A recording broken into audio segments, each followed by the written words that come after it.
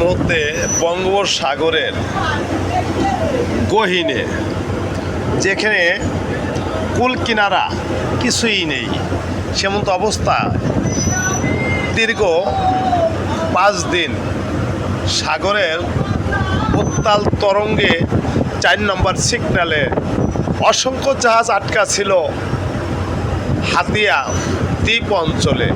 তো আজকে হালকা একটু ওয়েদার ভালো হয়েছে, সেই লক্ষ্যে সাগরে দিয়েছিল পাড়ি। তাই তো উতাল পাতালে ঢেউয়ের মাঝে খাচ্ছে নৌযান শ্রমিকরা হাবুডুবু, তার একটি অংশ দেখানোর জন্য চেষ্টা করছি আজকের এই ভিডিওর মাঝে।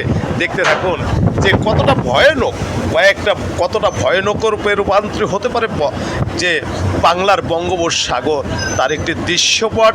এখন সাগরের গহীনের যে কি উতাল পাতাল ঢেউ, তারই কিছু নমুনা দেখুন।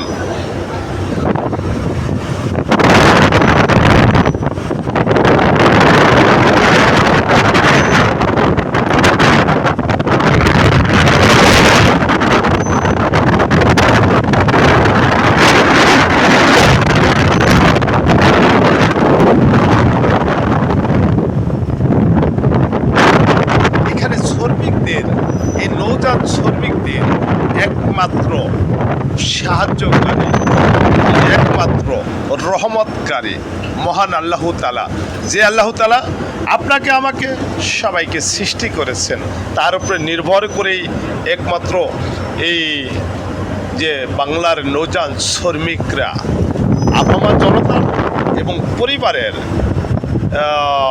দুমুঠো ভাতের সন্ধানে কত না জীবনের ঝুঁকি নিয়ে তাদের কর্মব্যস্ততায় ভাবে।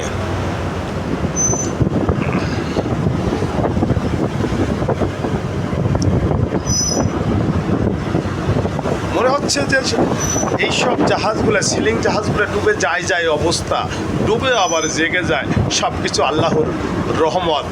এবং যারা ভিডিওটা দেখেন এবং যারাই নৌযান শ্রমিকদের জন্য দোয়া করেন, তাদেরই দোয়ার ফসল।